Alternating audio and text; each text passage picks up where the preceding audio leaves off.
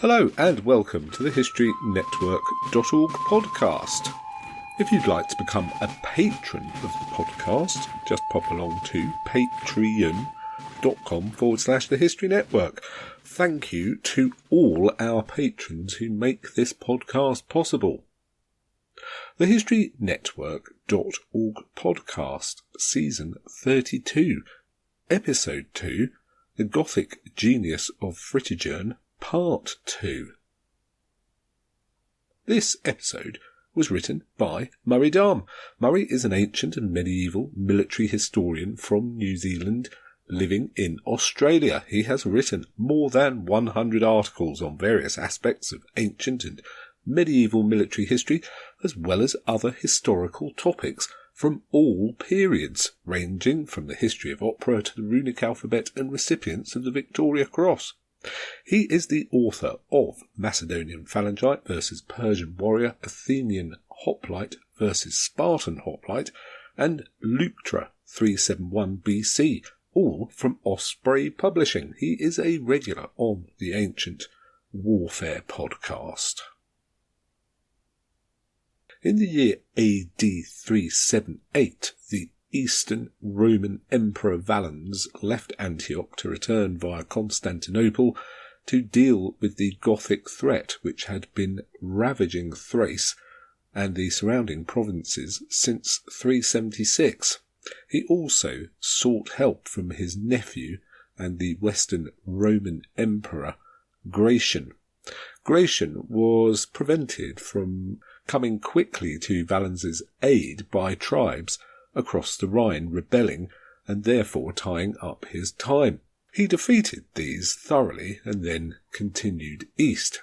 Valens himself moved from Antioch to Constantinople, appointing a new commander, Sebastianus. Valens made preparations and learnt that the permanent Goth camp was near the city of Berea, but that the countryside was full of plundering bands.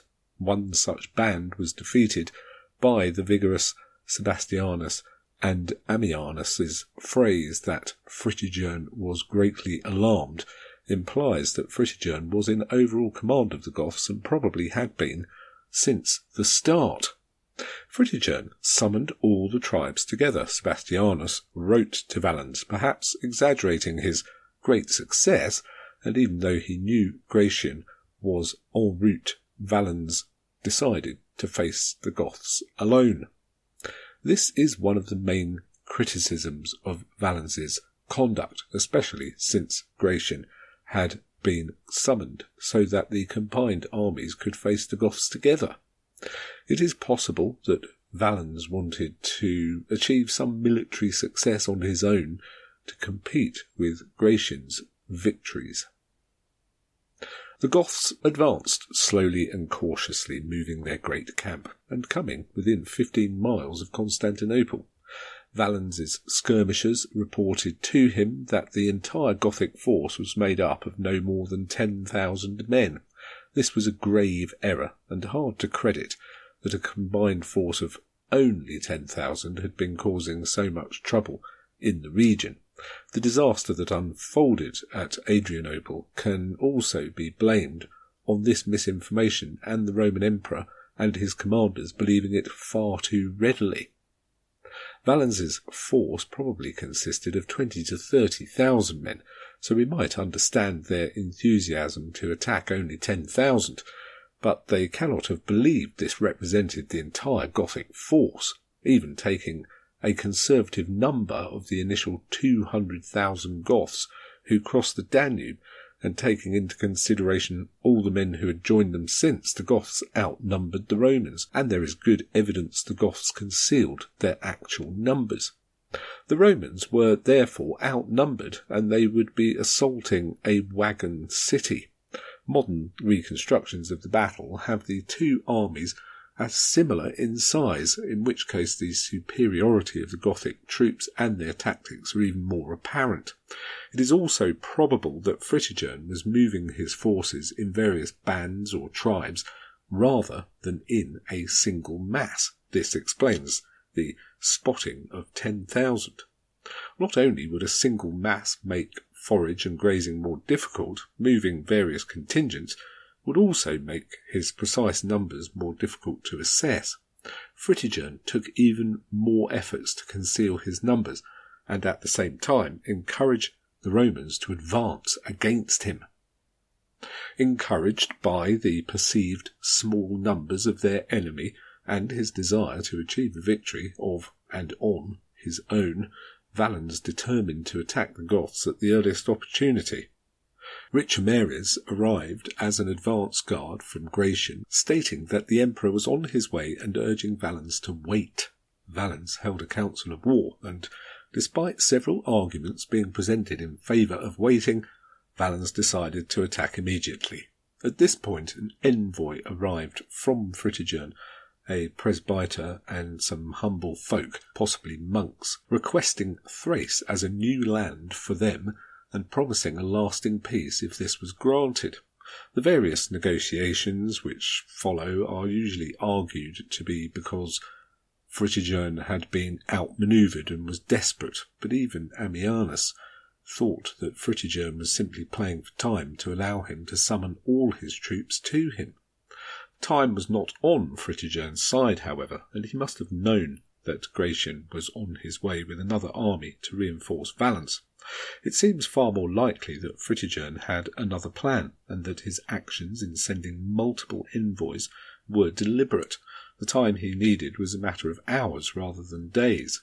We are even told that Fritigern was full of trickery and pretense, all too skilled in craft and various forms of deception.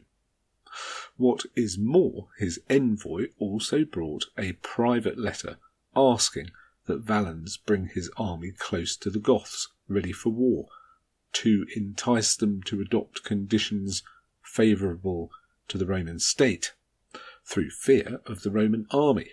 Fritigern's forces had shown that, combined and equipped, they had little to fear from the Roman forces they had seen up to that point. It seems likely that Fritigern was luring Valens into his trap, encouraging him to approach the Gothic Lager in a show of force. One of Ammianus's criticisms of Valens's character was that he was a procrastinator, and Fritigern had dealt with the emperor in person before, so he may have known the tenor of the man he was up against. The envoys were dismissed, and the army prepared to march.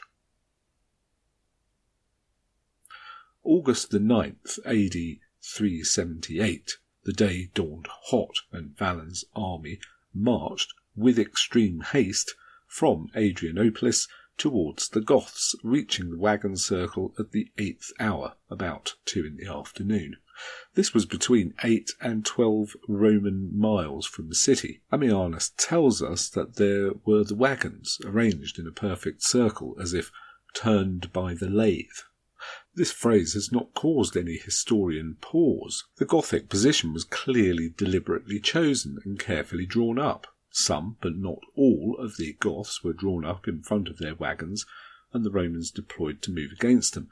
The Roman cavalry deployed on the right first, while the centre was deployed slightly behind them, perhaps in support, and waited. On the left, the cavalry to support the left wing was still on the road to the battlefield. They would not make it in time.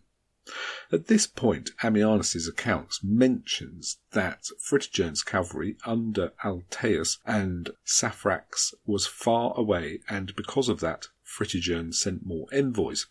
Almost universally, this is interpreted to mean that this cavalry force was away foraging, which is not in Ammianus.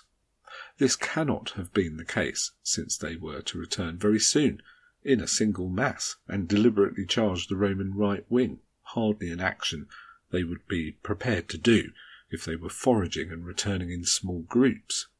It seems more likely that Fritigern knew exactly where his cavalry were, and rather than delay because they might arrive in time, his playing for time was a matter of minutes, allowing them to get into a pre-arranged position to deliver their planned charge. This seems entirely in keeping with the tricks and deception Fritigern was known for, and with the carefully prepared position of the Gothic laager.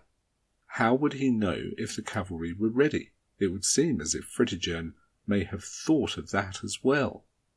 What is more, the first envoys Fritigern sent were of low rank, and Fritigern knew they would be rejected. Ammianus talks of a pretended truce to allow the cavalry to return. He then adds that in addition to waiting for the cavalry, the delay was so that our soldiers might be exposed to the summer heat and exhausted by their dry throats, while the broad plains gleamed with fires, which the enemy were feeding with wood and dry fuel for this same purpose. This trick of lighting fires is accepted by all accounts, even though the smoke would affect the Goths just as much as it would the Romans, and they were on higher ground. One thing which has not been considered is that these fires were in fact intended to signal the cavalry that all was ready, or that they were a signal from the cavalry that they were ready, and if some low-ranking envoys happened to be sacrificed to this plan, that was of little account. Ammianus then notes that Fritigern, shrewd to foresee the future and fearing the uncertainty of war, now sent a common soldier requesting Roman hostages to secure the peace he desired. This would seem to be yet more playing for time. This request for hostages caused great debate at the tent of the emperor. Eventually Richomeres volunteered to go as hostage before he could arrive at the enemy's laager. However, the cavalry on the Roman right flank had become heavily engaged with the Goths. Ammianus then tells us, the Gothic cavalry returning with Altius and Saphirax, combined with a band of Halani, dashed out as a thunderbolt does near high mountains, and threw into confusion all those whom they could find in the way of their swift onslaught, and quickly slew them.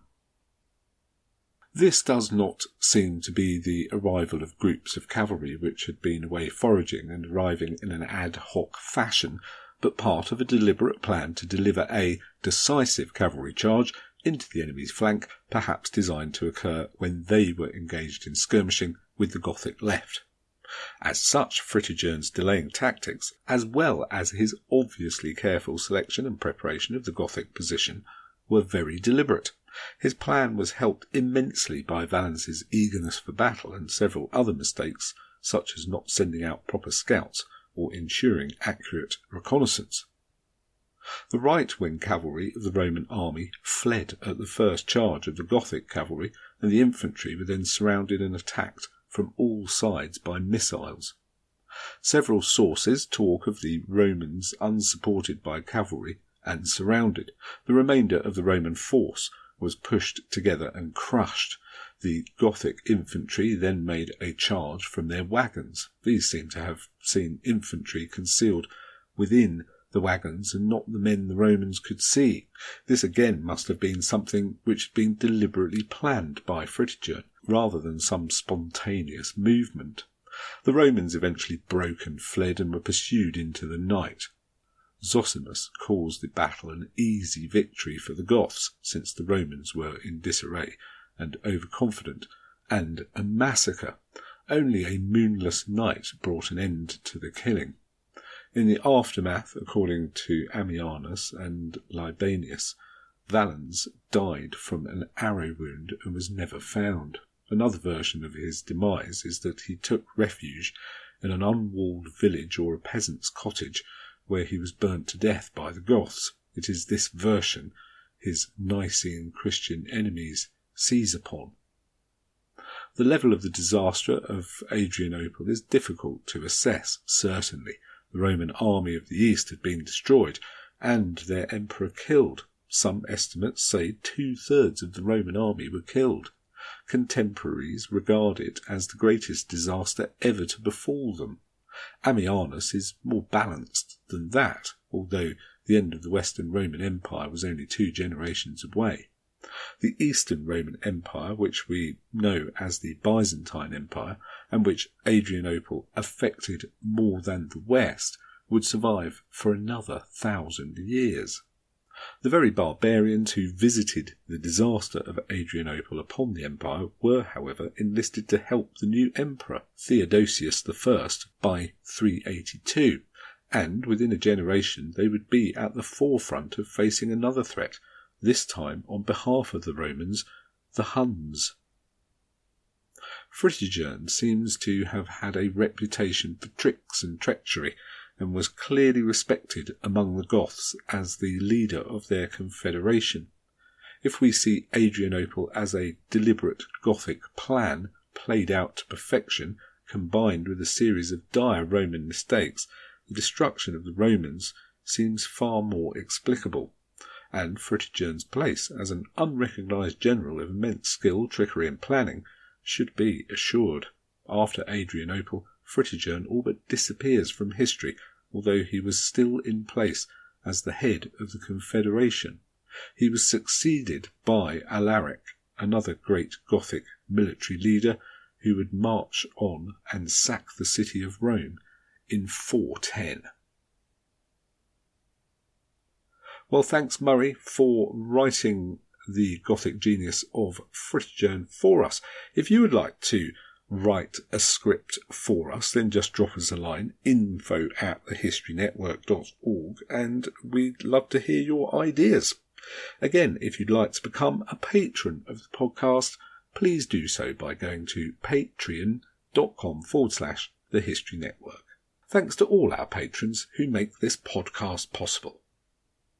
Thanks again for listening. You've been listening to the HistoryNetwork.org podcast, written by Murray Darm, read by Nick Barker.